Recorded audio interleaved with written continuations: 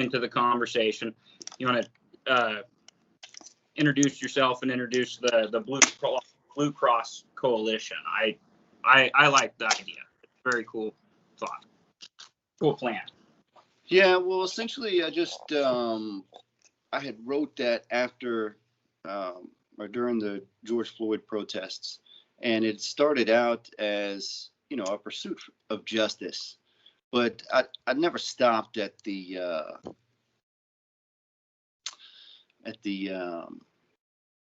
skin of it. You know, I just kept digging deeper and deeper, and I'm like, you know, there's something more to this. There's something more to this. I'm like, there's you know, there's so many things are just not right and that don't add up, and injustices, and none of it makes any sense. So I just kept digging. Yeah, why pick this one where I'm at today? Thing to go off on. Come again?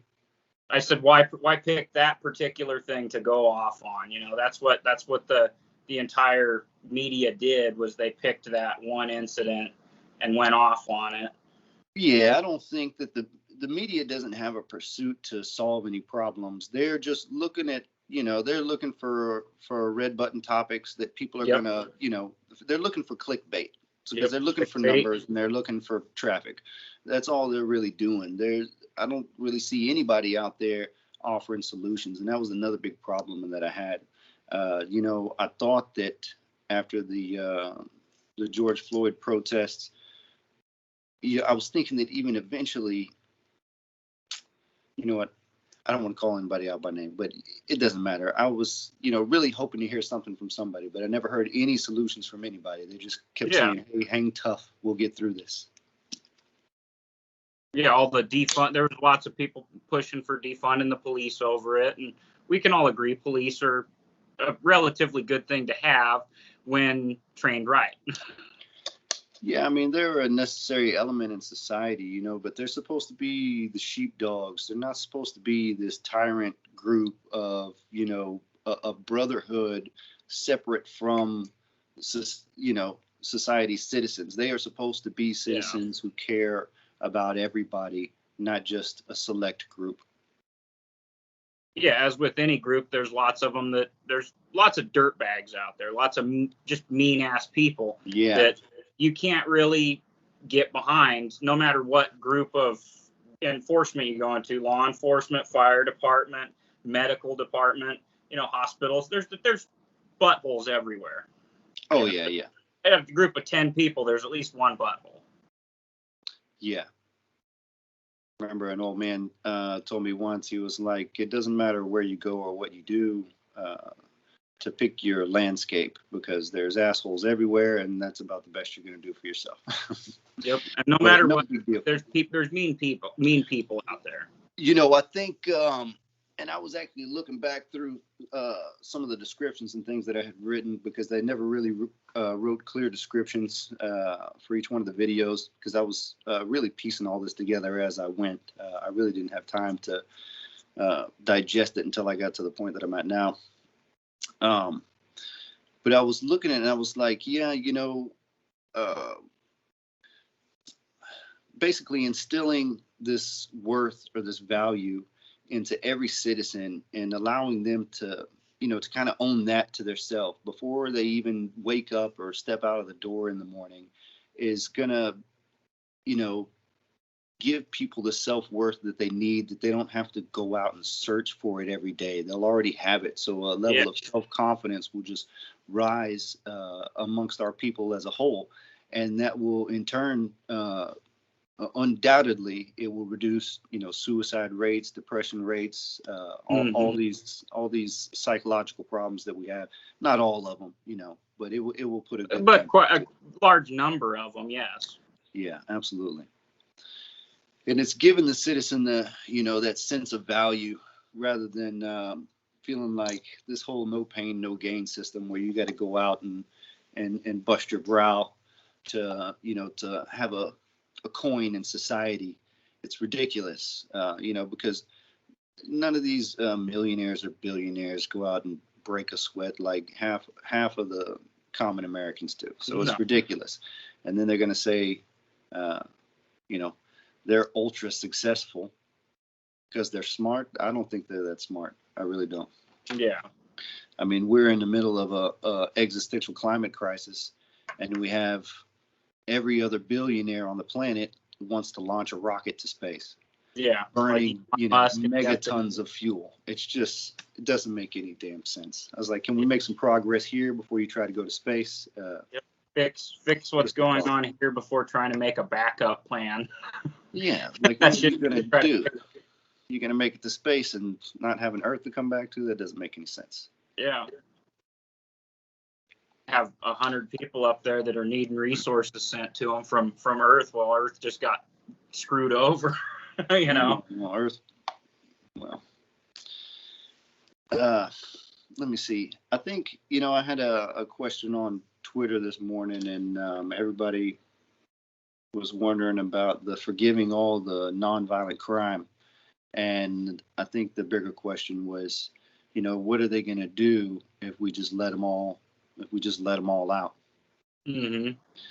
And another portion of the plan, which is the Hemp Revolution, would give us an economic and raw material boom in almost every industry. So not only are we going to drive prices down, which will make, just living that much easier anyway. Cheaper. Yeah. So then more people will have more money to open more businesses and employ more people, and, they won't have to pay them, an exuberant amount of money, because the cost of living isn't going to be that bad. People aren't going to be, as hard up about it. Yeah. And when we begin to, implement the user data rights, and I think that's going to really help people understand, or at least become comfortable with the transition, because when we do that, we're going to put that option in there for people to earn an income off of just doing, extra ad views, mm-hmm. or surveys, or things like that. And they'll actually be able to make money off of that. I believe you can, get coupons and discounts and things like that already, but just turn it into an actual monetary value. Yeah, it really will. Yeah. So that'll help facilitate it. And also the, eliminating the taxes, of course. And I hope so with the hemp manufacturing, for turning it into like 3D printed products, yes, stuff like that. What kind of technology is being used for that currently? We're actually 3D printing all types of things. I don't think a lot of people are aware about. One of the more interesting ones, I think, is that NASA actually uses a 3D printer to make its large fuel tanks for the shuttles, because they have to be seamless. So mm-hmm. they 3D print an entire fuel tank that's, absolutely seamless. And I think, if people understand that we're 3D printing on that level already, that, just converting, the machinery to pump out pulpous fiber, hemp resin, rather than steel.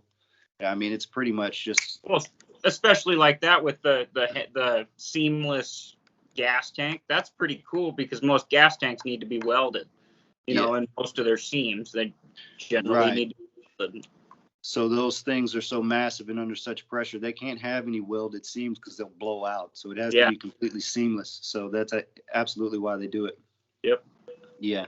So as far as the things that I've talked about on there, we absolutely have the capabilities to do all of it tomorrow or yesterday. Mm-hmm. It doesn't matter. So it's really kind of an ominous thing that we're not. Why are we not doing that? We have a housing crisis. We have an infrastructure crisis. We could be low cost printing out homes. They're in Austin right now printing out. They're printing homes with cement. And I don't know if you can YouTube those videos, and you'll see them. They run out like a little spaghetti noodle tube of cement, and it just keeps going back and forth and creates all the walls. Interesting. Yeah, but concrete is kind of, it's rather on the toxic side. It's not a great thing to work with. It's on the toxic side. It's on the expensive side, and it's also not as effective as other things such as like super hardwood. Like hardwood's very you know. Well, you can make all of these things with the hemp. You can make any type of boards or paneling or anything like that, really. And there's also hempcrete, so you can make concrete out of hemp. I've heard of that, but I've never actually seen any of it before. The hemp. And I think the major part about creating the hemp revolution is that for every ton of hemp that is grown, it removes 1.6 tons of carbon from the atmosphere. Mm-hmm. And it puts it back into the. But does hemp do it in a higher volume, or does it do it like somewhat evenly? No, it does it at a higher volume. And what's even more important is what it does with the carbon is it takes it out of the air and puts it down into the ground, which rebuilds the soil biomes. Okay. So we have absolutely ravaged the soil of this country, and a lot of countries have.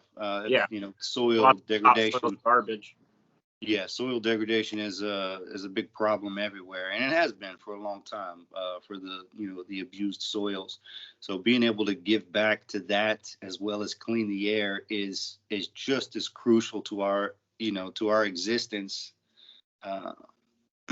as the other. So I got another question. Where exactly is this technology that you would be using to implement these steps in your plan? So securing the user data rights, and that's something that I'm working on, more or less writing a bill proposal for. From what you talked about in your other videos about securing all the mineral rights and getting. So that's going to be like the systematic approach to transitioning the securing the resources of our nation for the wealth of all people and not just the ultra wealthy. Like most people say, hey, we can't do anything because we're so deep in this system. If we try to change it, it'll break and, it'll be a disaster. So, and they're not necessarily wrong. It would take a lot of hard work and everybody absolutely, being together, oriented in the same direction to make that happen otherwise. But to help implement it, we slowly phase by one, introducing a new resource, two new resources, the hemp and the user data rights, and then use that and then kind of step by step from there, usher everything else in. Okay. Yeah, it all follow in suit. Yeah. So I can't say that I've worked out every single detail, and I can't do that by myself. Obviously, I'm not going to rewrite the country by myself. I am going to need to just inspire people with this path and these ideas, and then get more people together, that are excited about it and believe in it, and then we can. I think that's what you mean when you with your name, the Blue Cross Coalition. I like that. We all do need to come together. Yeah. Figure something out better than what the plan is that we have currently. Absolutely. And I know there's a lot of tensions from everybody, and everybody's kind of oriented at odds with everybody else on particular. Either to the left or to the right or something. Yeah, and over whatever their topic is, everybody picks. Everybody picks what they want to hold as the justifiable grudge. Yeah. And I get it. I get it. But at the end of the day, we just have to understand that hate is the devil's tool, and not trying to put anything on God or devil. I'm just saying it's a negative tool and it does harm. So if we're trying to fix something, but we're intent, on a harmful process, then we're not going to get anywhere. It's kind of like the war on drugs, or like currently the attack on the Second Amendment in multiple different legislations. Yeah. And that's the thing. So, while we're stripping our rights and we're not doing anything to actually heal the people,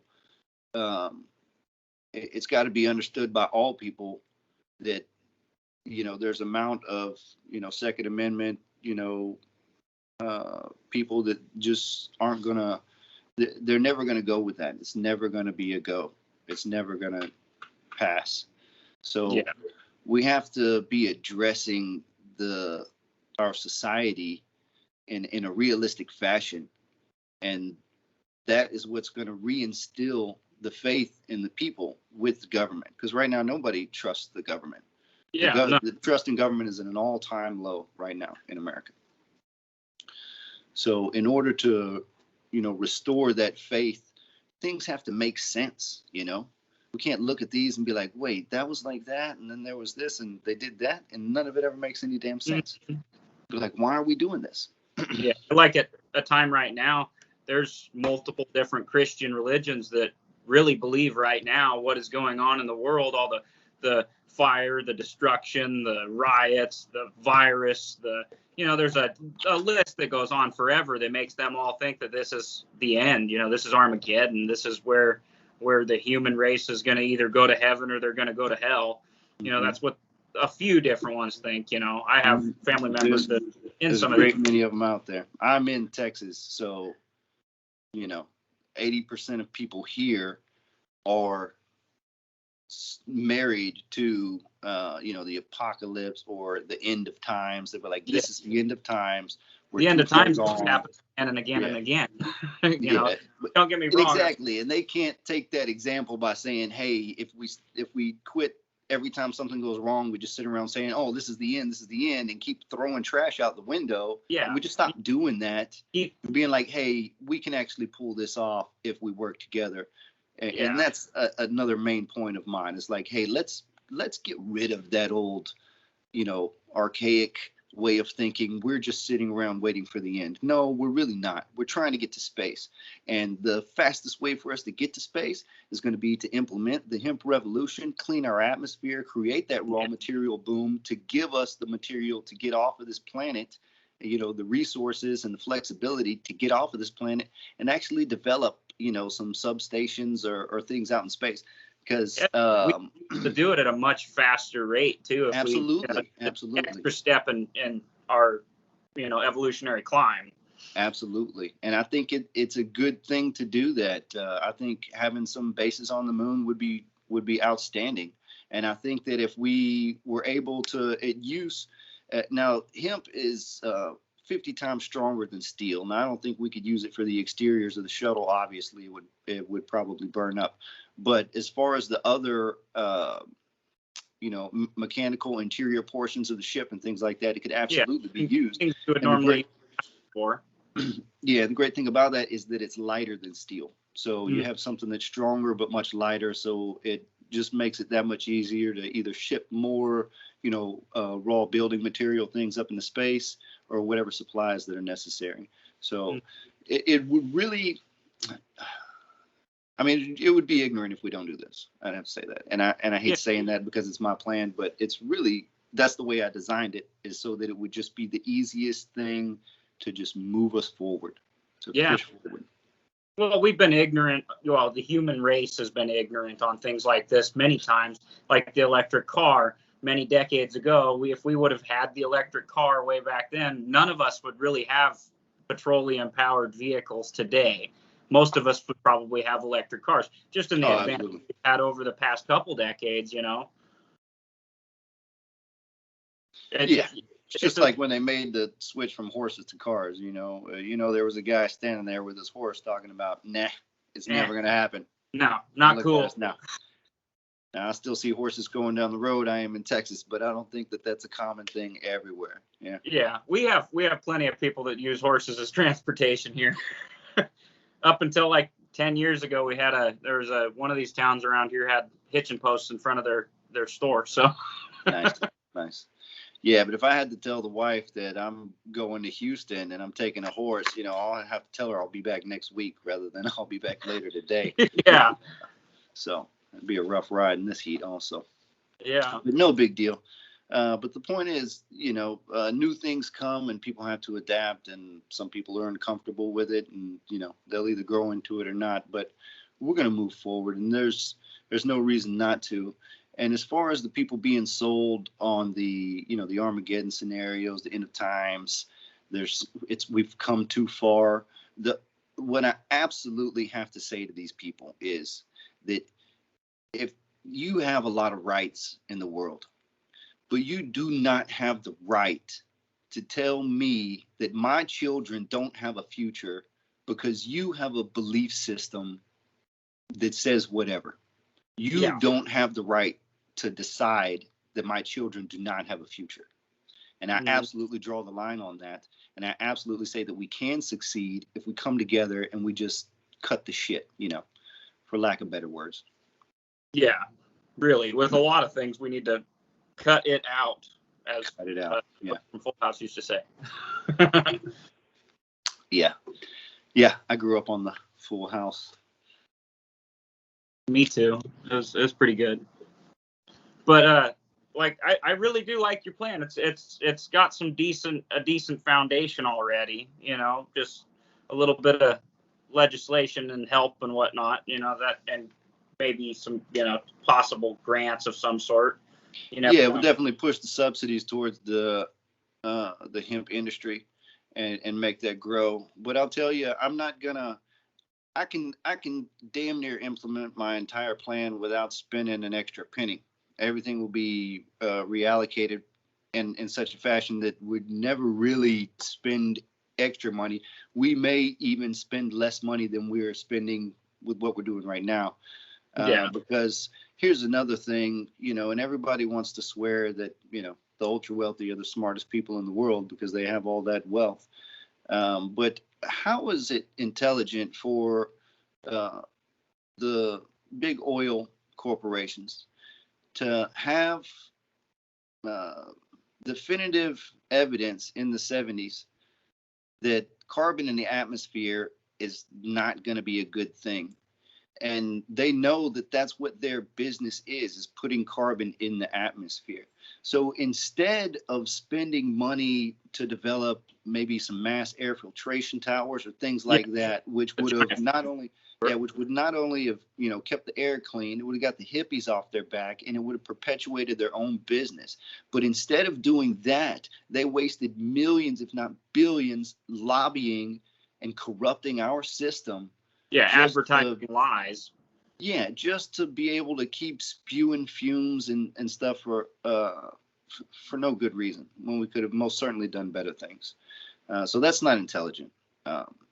And since that's an absolute fact, I think that it's well within our government's rights to go ahead and tell them that they're going to pay to help implement this hemp revolution. They're going to help to develop the material sciences. We're going to use their labs to do it.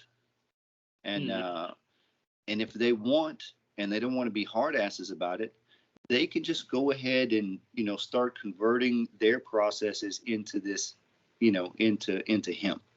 Now, I don't know that it's going to be as profitable for them as oil has been thus far.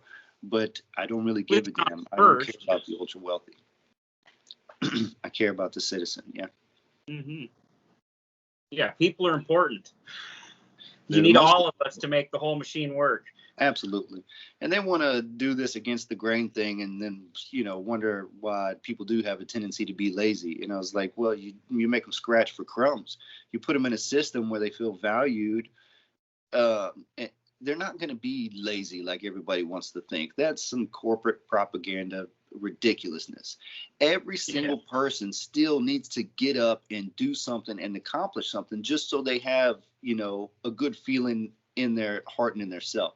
And that's not going to go away. It's a part of mental health. So as long as we're addressing those issues appropriately,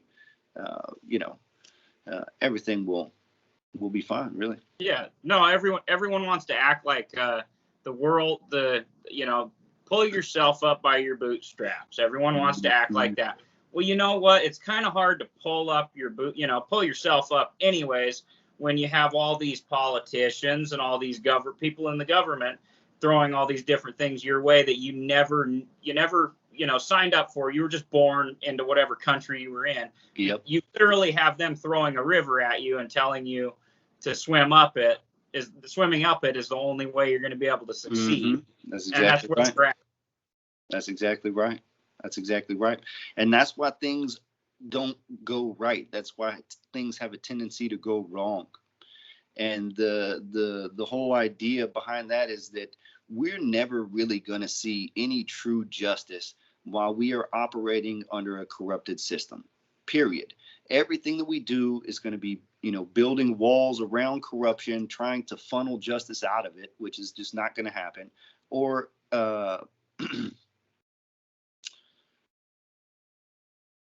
see, hold on, I lost my train of thought there. Yeah, that's okay. In any event, we're not going to see true justice while we're operating under corruption. And once we do get to the heart of the corruption and eliminate that, then everything else is going to fall into place accordingly. We're not going to have to sit here and micromanage every little thing. It's gonna come together through natural attrition. Yeah. Well, and like you said, with that plan with the hemp industry, it really clears up a multitude of problems that we all face today just in our everyday lives. Yeah, the air, the soil, and the housing and economic crisis. It pretty much just blows all that stuff right out of the water. So that should be a sign off from everybody immediately. Everybody should just go ahead and sign off on that. It'd be a good way to also get ourselves away from plastic-made products, which are put, as Dr. Shauna Swan said, that's putting phthalates into we're absorbing these phthalates from all this plastic that we absolutely are.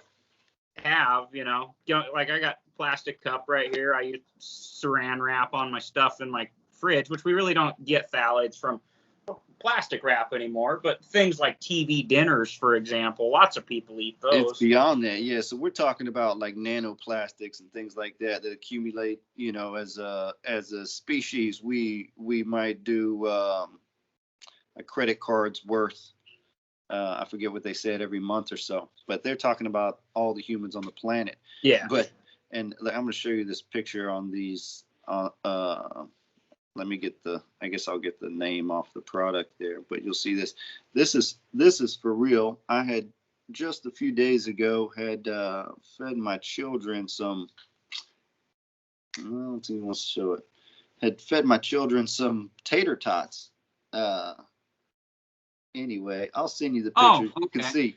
And there was large pieces of plastic and things in the, you see that? In the tater tots. So we started breaking them apart and finding all these pieces of, like, large pieces of plastic. And I was like, I mean, certainly, we want to believe that was a manufacturing mistake. Yeah, a piece of plastic fell into the machine or something on accident. That's fine. And that's fine. Yeah, but those mistakes happen too much. You know what I mean?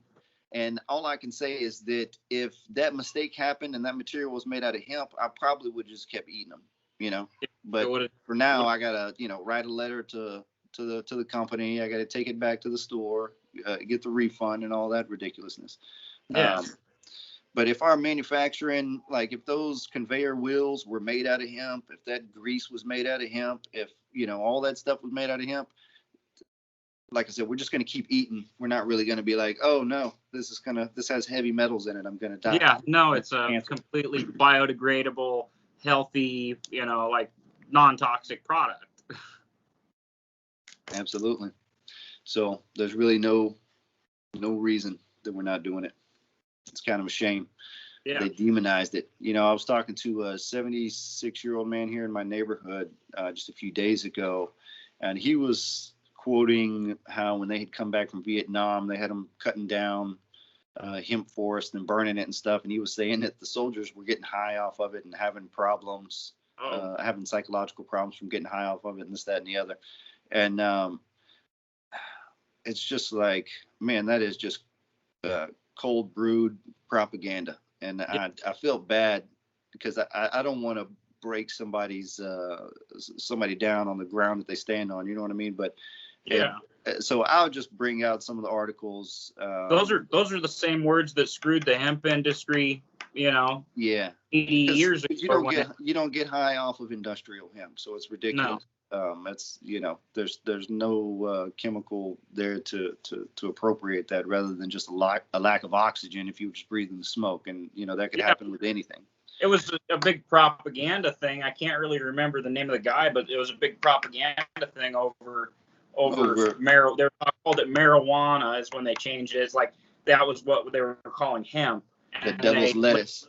Yeah, they labeled it as something that black guys and Mexican people would smoke and then rape your children or your women. You know, it's like what they're propaganda posters.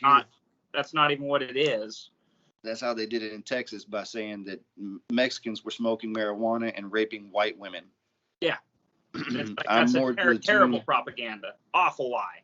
Yeah, it was awful. I mean, I show a lot of it in my videos, or at least several pieces of it. But it's all just, just rancid misrepresentation.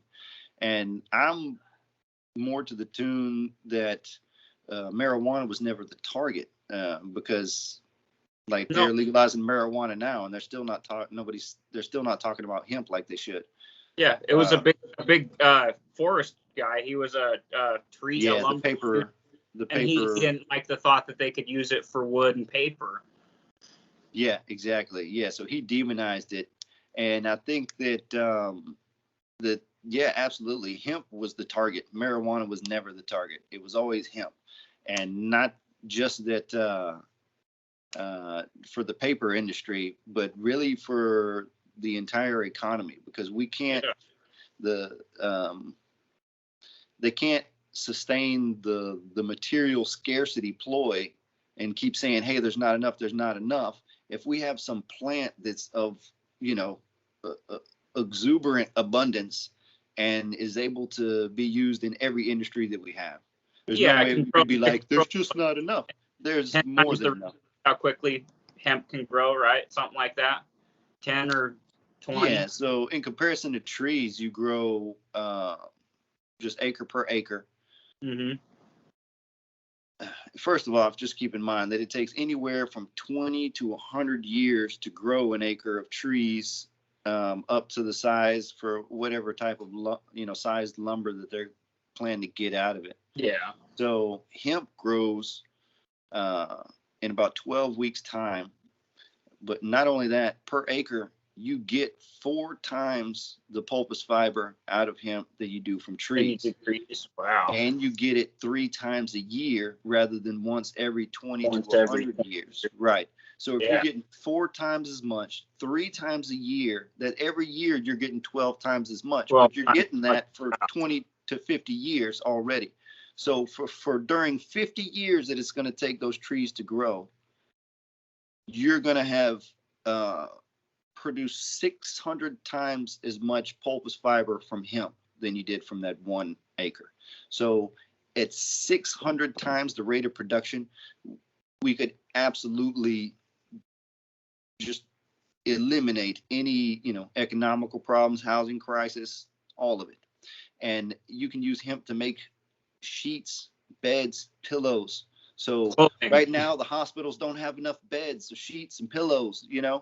What are we doing here? We could be spitting these things out, like nothing. But what are we doing? I don't know. It doesn't make sense. It's our thumbs, man. That's what we're doing, or at least that's what they're doing, anyways. I really don't know. And their $3.5 trillion infrastructure bill, I get it. We need things to be done, but there's been companies in place that have been doing fiberglass like wraps around structural members of bridges and things like that. That don't necessarily it's an adequate band-aid for that problem to at least sustain us until we can develop a more sound practice. It's not a structural answer, but it is something that's going to help it for now. Yeah. Right. And in any event, all of it, they're going to build new highways. They're going to do whatever. Every dollar of that $3.5 trillion is sulfur fumes from day one. From the first truck that starts up that moves on that operation, it's nothing but diesel fumes till the last penny is spent every day. So, in all honesty, if I was up there right now, that $3.5 trillion deal, I would have implemented the Hemp Revolution. So we'd already see this other raw material coming in that is suitable to, to make all these either patches or fixes, or we can print out, bridge segments and just start carrying them in and replacing in what we have. I mean, there's so many options to what we could be doing, but I'm really not even interested in continuing to build highways and things like that. Like I said, hemp is 10 times stronger than steel, but it's much lighter. So we can begin to build, and we see them all over the world. They're building these Uber lifts that are flying cars and all these other different types of flying cars. A lot more hover cars nowadays than there used to be. They're pretty much oversized drones that are capable of carrying a couple passengers. So I would totally just steer in that direction and be like, why don't we just get off the ground altogether? Go toward hover car life. Yeah, rather than wasting all this time destroying the ground and the land and all this toxic fumes and toxic runoff from concrete and everything else. Just kind of let's ease away from that altogether. Can you hear that? Yeah, a little bit. Okay. Sound like they got in from the park. We'll excuse them. That's all right. Make a little racket. So yeah. What else do you think? I'm not sure. I really do like the project and the plan. It makes too much sense, right? What's your next couple of steps you might have to take from here? Is really, talking with people like this on, just open conversation where people can kind of see and hear, because they'll have the same questions and they'll get those answers and they'll be like, wow, I didn't even know that, like us 3D printing, fuel tanks for space shuttles. I'm sure most people have, a lot of people aren't aware of that. They don't pay attention to a lot of the, just the technology feed there into their own, interests.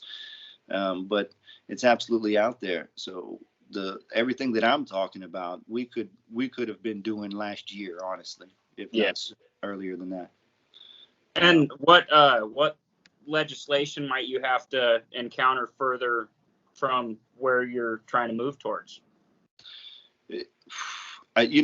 There's something that I absolutely can't do, and I can't show all my cards, because if I am able to, to be successful in this movement and do what I'm trying to do, if I do show all my cards, I'm basically just gonna set up roadblocks for myself when I get there.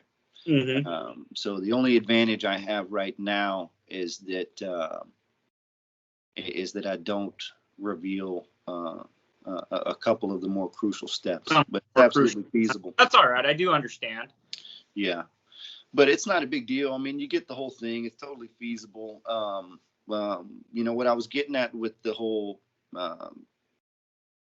we just get these micro justices operating under corruption, or it's really just band-aids on open wounds. We don't really see any true justice. Where am I going with that? I apologize. I lost my thought there. All right. I got another question.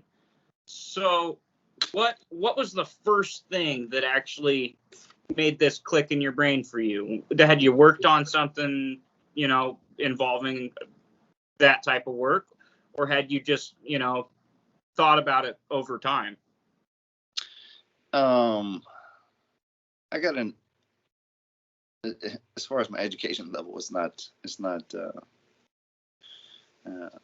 what most people would boast about, but I do have some college experience and things, and I got a lot of industry experience, and I grew up in the construction field, in commercial construction in the Houston area, and other than that, I guess I just have a natural ability for problem solving, and I was just basically sitting back, putting all the pieces together, because I pay attention to most of the, more pertinent industries, the medical industry, science, technology, social sciences, things like that. And so when you're looking at all of that at the same time, and you're seeing that, somebody's had a breakthrough over here, and somebody's, suffering, some shortcoming over here, And if we just reappropriated all these things, it would be almost like magic. Things would go with the grain. It would be so much smoother than this, upstream swim that we're trying to do, like you said. Yeah, it's a really interesting thought to think about it. If we could have only been doing this for the last couple decades, it's a really interesting thought as to where we be right now in terms of technology and our current, products that we put out that are pretty junky in comparison to, I got to say, I'm kind of glad we didn't, though. Oh, yeah. We wouldn't have this divine opportunity that we have right now. No. Because what I'm talking about is securing the mineral rights of our country for the prosperity of all people and not just the ultra wealthy. And if we hadn't got driven so far down to the ground, then it wouldn't be, we would think that things are still okay. We would think, things are going in a good direction. This is still okay. But the whole taxation, monetary slave system, the poor, the excessive incarceration and criminalization of our people, all of these things is just they're horrible. It's atrocities, and they're things that have to end. They absolutely have to end. Yeah, or the promise every year of getting back taxes that you overpaid, getting your tax return every year. That's something I don't really agree with, because just for one reason that I don't agree with it is for this last year, all these COVID checks that we all got, some of us didn't get a warning that this COVID check that we were one of these, I think it was just one of them that we were getting, was actually an early tax credit for that next tax year. Mm-hmm. So I lost $750 out of my tax return, which didn't really matter, but it's money that I'm expecting to get when I did taxes. It's I kind of feel that that's bullcrap. It's why did you send me it 6 months early? I don't want it then. I didn't need it then. I have no reason for it. I didn't. You will need it later, right? Yeah. Yeah, it's really just this nickel and dime, donkey following the carrot kind of game. It's just ridiculous. There's no need for any of this. So when we start to implement these things, or if we're able to, it's essentially is going to completely change society in the way that we view society, in the way that we feel about society. Things aren't going to change per se, too much. It'll really just be the way that we look at everything, the way we feel about it. Yeah. But that's what needs to happen. I apologize. Go ahead. We'd have a new, different, better outlook on it. Yeah, an optimistic outlook, just like that whole Armageddon scenario thing we're talking about. How everybody just sits around waiting for the next one. Be like, oh, well, this was it. No, not okay. Well, next September then. Okay, well, in January. No. Just we live in a fear-mongering world right now. That's what it is. It's a fear-mongering world. They like to throw out fear because fear gets you the most likes, it gets you the most clicks, it gets you the most views. It sells the most toilet paper, which brings me to another thing. We never would have had a toilet paper shortage if we had a hemp revolution. Yeah. Period. We had a toilet paper shortage up here too. Shelves. It's pretty ridiculous. Yeah. It's pretty ridiculous they put us through those things when it's absolutely not necessary. From every ton of hemp grown, you get, I forget if it's 30 barrels of oil, which can totally be used for hemp biodiesel, which is a fraction as toxic as table salt. So not only would we be pulling carbon out of the air by growing it, we would also be putting less toxins into the air by using it as a fuel. And then we would never see a fuel shortage. We'd never have any of these price hikes and all this other stuff where they get on the news and show these graphics of, prices going up and all this ridiculousness. It's all whenever somebody's crop goes bad, say somebody's either a tomato farmer or a corn farmer, say their dirt starts getting infertile, then you could bring some hemp in, grow Just it there. Rotate the crops. Yeah, we'll grow hemp Rotate. for 3 or 4 years over here and rotate it around, where we're growing our other vegetables. Get the carbon absolutely. back. Sure. Yeah, and those systems are totally things that we do right now. We do it at a slower rate, with trees and everything. That's what they got, like a 30-year loop on the pine belt where they just keep going around cutting it down, and they make the full loop every 30 years. Yep. But yeah, it's all kind of redundant and it's all a money ridiculous. Game. Yeah, not a very good money game. It's really not. That's what I'm saying. If you encourage that, like right now, one of their biggest complaints is people aren't having kids anymore. It's like, what do you expect? You paint this doomsday scenario and push the earth to its limits. Yeah. How is anybody going to jump out of their seat and be like, let's have some kids? That's and they wonder why America's population isn't growing very fast. Yeah, most of the world's population is slowing down because the sea levels are rising. Places are just burning down. Siberia right now has one of the coldest places on Earth. Siberia has a wildfire that is bigger than every other current wildfire combined right now.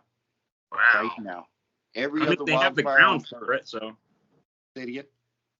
They have the ground for it. They have the large area to be burned. Yeah, but that's a horrible justification. Either way, that's supposed to be one of the coldest places on Earth. It shouldn't be on fire, and the permafrost and things that they're melting is just going to put more, methane fumes and carbon dioxide into the atmosphere. So it's kind of causes our problem to get worse. I don't want to say exponentially, but it's definitely not helping. Oh yeah, no. That's another thing. Like, the fact that there's a fire that's that big going on right now with the amount of fires that are going on in the United States at the moment, and all over the world, bigger than that's insane. That's actually really outrageous.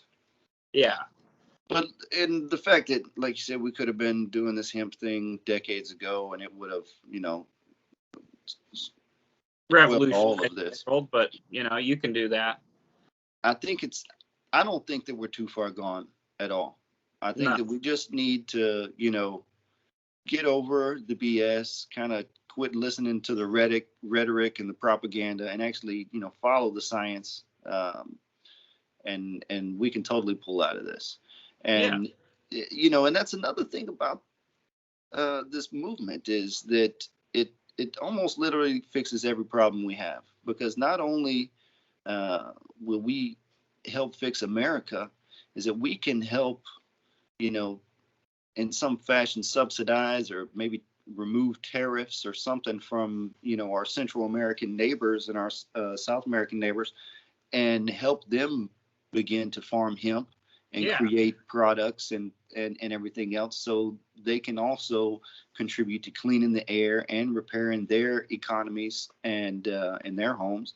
And, I think in doing that, we have a better chance of fixing our border crisis by giving them a reason to turn around and, and go back and fix things rather than helping their economy rather than just helping ours. Yeah. And then having them have to run away from there and try to come to us for salvation.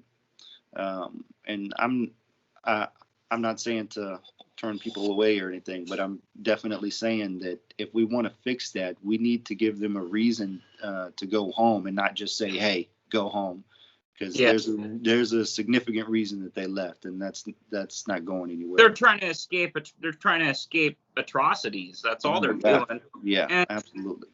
Yeah. I don't really see anything wrong with it in depending upon the situation. And, who's not going to want to come to a country that is already considered one of the greatest countries in the world, the most free country in the entire world, the least socialist country in the entire world? Who's not going to want to come to that already as is? But when we get better, we can help mitigate that problem too. Absolutely. I think, that'll be a better driving factor, because everybody thinks that, oh, if we make laws, we tax corporations, they're just going to go elsewhere. Mm-hmm. I mean, do we think that there's not other people that will open businesses that don't care if they get $300 million golden parachutes? They'll run a successful business, and they'll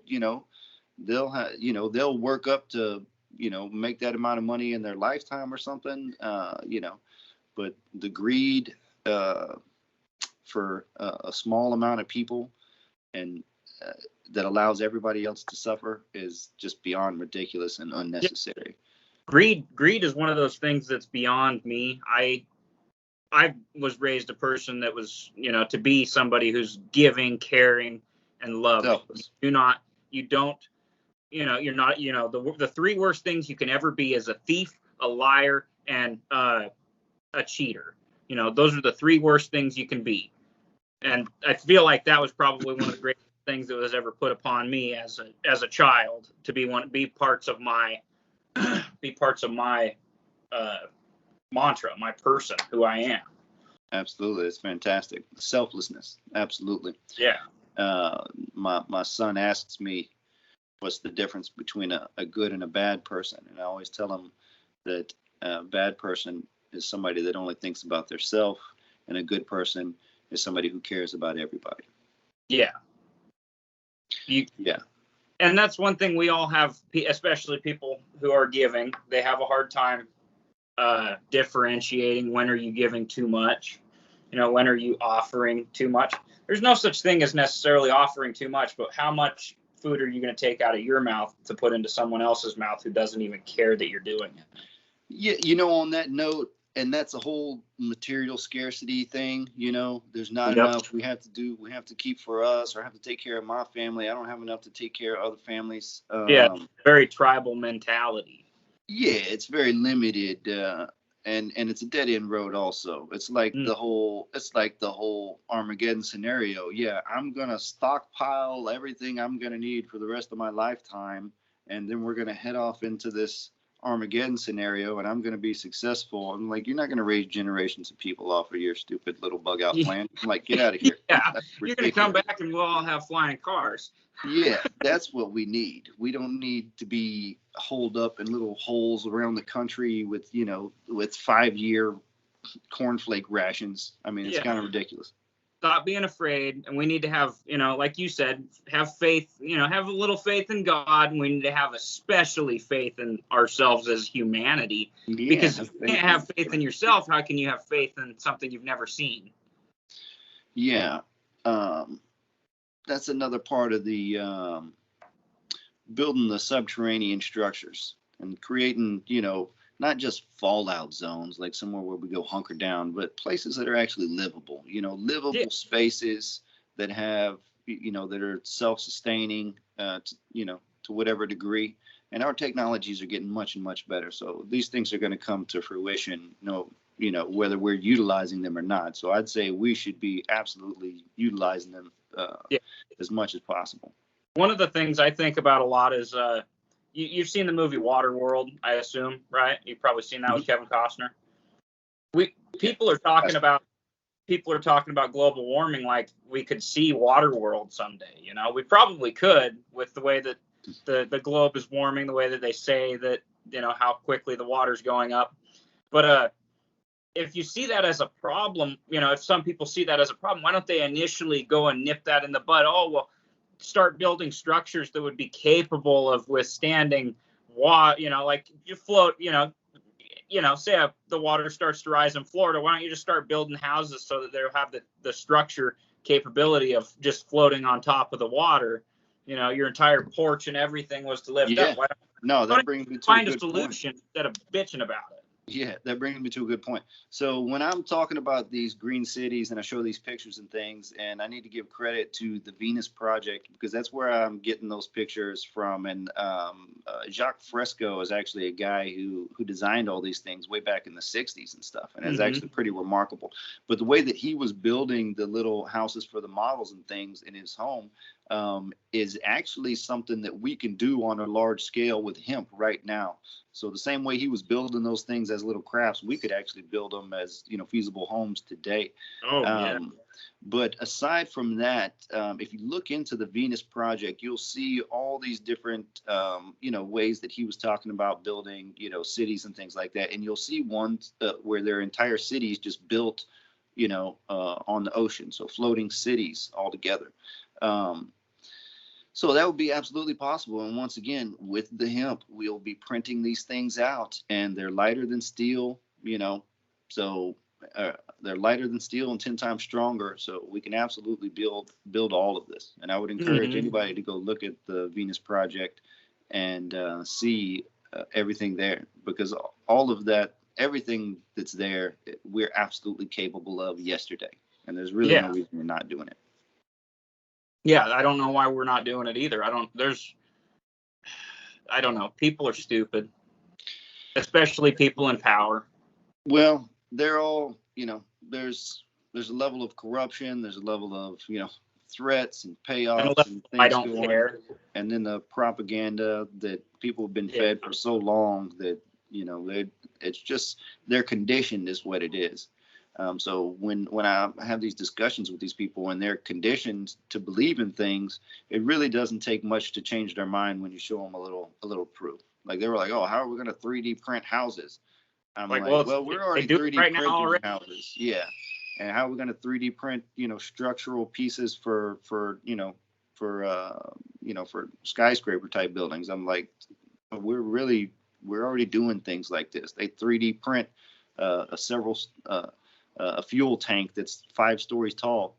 I mean, none of this is outside of our scope of possibility. It's not something that somebody can look at you and say, this is not feasible. You are incapable of doing this. There's no way that anybody could ever look at you and say that it's not a plausible thing that you could actually do. That's the nice side of your argument. Yeah. And, I specifically catered the whole thing to all of those arguments. So it's really designed to just cut the head off of every one of those snakes. So it's actually fun when people come at me with those arguments, because I'm able to just, level the landscape and be like, okay. And then after that, I have never had anybody walk away from me after, watching those videos and talking about it and be like, no, I've changed every single person's mind. I don't care if it was, if they're left, right, Trumper, Biden and Harris all the way. It doesn't matter. Nobody has disagreed once they've taken the time to look at the information. Yeah, and that's another thing is people just got to take the time. Everybody's in a hurry nowadays. They don't want to sit there and listen to what you have to say, especially if it's something that's long and drawn out, more than a paragraph long. They seem to be, a lot of people seem to be used to this world of we just sit here and watch, 30-second videos, 40-second videos. But like this platform, the platform of sitting down, talking with people and having a long form conversation in a matter of an hour, 2 hours, 3 hours, a lot more people are getting more directed to the point of where they're willing to go watch these things. Like Joe Rogan, like we talked about, Rogan having 3-hour-long podcasts and still being the number one podcaster in the world, and also moving over to Spotify where he got a bunch of flack for it, still the number one podcaster in the world. It's like people want change. People want something different. They want it to. They want it to be. They're tired of the mundane, and this whole forced vanity thing is kind of ugly. The whole vanity is really ugly. I'll just say that. But I think so. I was watching the Joe Rogan clips or his podcast when I was. I drive a lot, or I have a typical round trip drive 2.5 to 3 hours anyway. So I'd be able to watch almost 2 of his podcasts a day sometimes. So I think that's a thing that has come in, and people, having longer drives and things like that. So you get a lot of truck drivers and things that really enjoy podcasts because it gives them something to, to kind of delve into for a couple hours rather than, 100 topics that just fly by every 2 minutes. I was a delivery driver for a Napa store, which I still work for the Napa store, but I was a delivery driver for him. So I got real into him starting to like it was cool because I was capable of getting in the truck, pushing play and listening to it for 20 minutes and then shutting it off, getting back out, hitting play again when I get back in to go on another delivery, start off right where I was before. That's where I got comfortable with that platform. Yeah, it worked out for me too, because I pretty much worked by myself. So I'd get to my job and just throw my headset on and keep rocking if it was a good episode or something. But yeah, I think it's a great way for people to really, what's good about it is the raw nature of it. It's just organic, the getting to know each other. Like me and you, we would have never had, if we would have just continued tweeting back and forth, we would have never had the capability of just sitting here having this conversation face to face. Yeah, and it's much more fluid, or that at least that we're able to work through each idea and really hash it out in a digestible fashion. Well, yeah, nobody can sit there and explain something in 10 minutes on a video.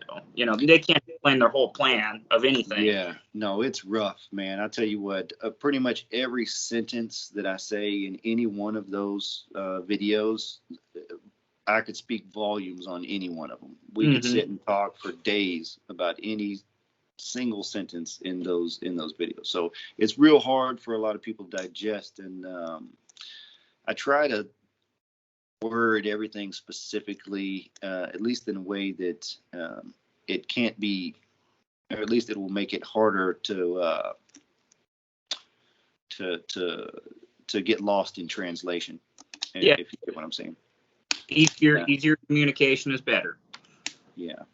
I'm getting a little better at it, though. I'll tell you what, those are, even from that first one, those are the first productions I've ever done in my life, and the editing the videos, and I'm doing all that myself. So I think I'm getting a little better at it. At least. They were good. I actually like, it looks like you've been doing it for a while. It's like just even your first video, you starting out, it looks like you've been doing it for, not necessarily years, but you've had,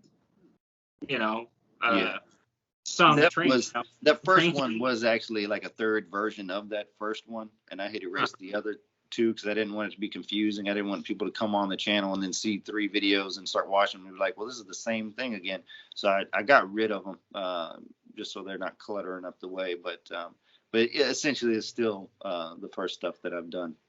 Yeah, I know people get a lot of problems with that stupid ceiling fan behind my head. The deal is that, I eventually turned this thing, even going after the blue stripe initially, I was like, somebody's going to want to kill me, for saying these things, get rid of the blue stripe. And not that it's a bad idea. I totally see the blue stripe as a divisive symbol and a symbol of authoritarianism, as far as I'm concerned. Yeah.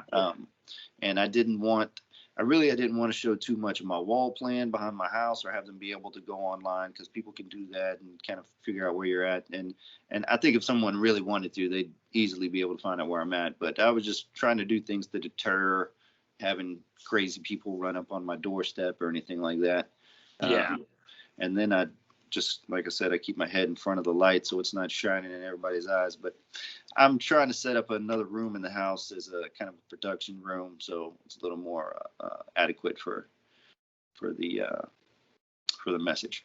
Yeah, I got my shed all decked out for hanging out and doing my podcast initially, but I figured I'm comfortable doing it sitting right here in my kitchen, my living room. Yeah, you're good. I don't think you have any problems. And it gives it that, it further captures that organic feel, And plus, all of my followers at the moment, they pretty well know, I live in a small town right next to a small town where I work. Everybody pretty much knows where I live that follow me at the moment anyways. So, well, I like it. And that's what I liked about what you got going there, even though you hadn't been there long, is that it's just, it's just raw. It's an organic thing. You're not putting on a show. And that's actually what my thing is, because I know I've turned it into a presidential campaign, but I'm still not trying to fancy it up. I cut my own hair. I always have. I'm not trying to do anything out of the ordinary or fancy this up, because I'm not trying to be an actor, and I'm not trying to put on a show.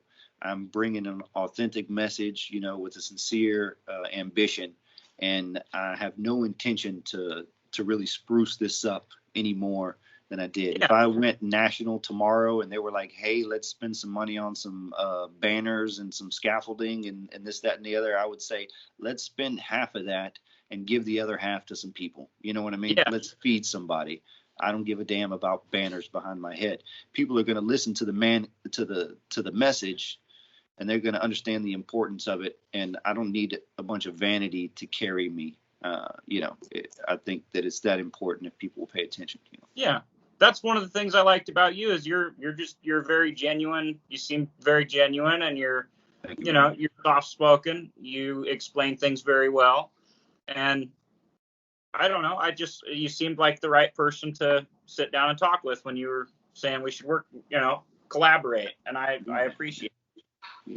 Yeah, it was definitely my pleasure, and I definitely appreciate you giving me the opportunity to, talk through some of these ideas and just get the message out there a little more. Yeah, that's all that really needs to happen is get the message out there. And the nice thing about being able to sit down and talk this long, is we can hash out everything, that you have, that are the good things, and we can talk about little, side effects, of course. And that's all, that's the great thing about long form conversation. You can't really be misunderstood in it unless somebody was to take something you say out of context. Yeah. Yep. Yeah. I'm sure it'll happen, but no worries.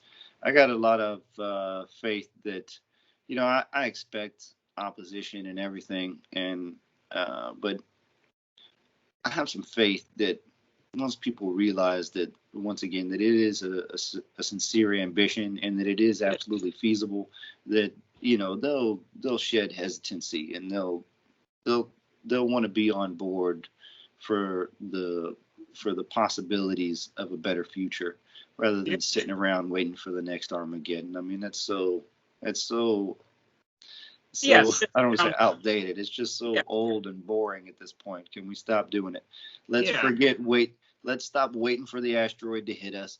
Let's build some, livable fallout zones in our nation and in the world. Let's save our species. Let's save our technology and our way of life, and let's continue into the future. Let's create an American foundation that many generations can grow from, far into the future.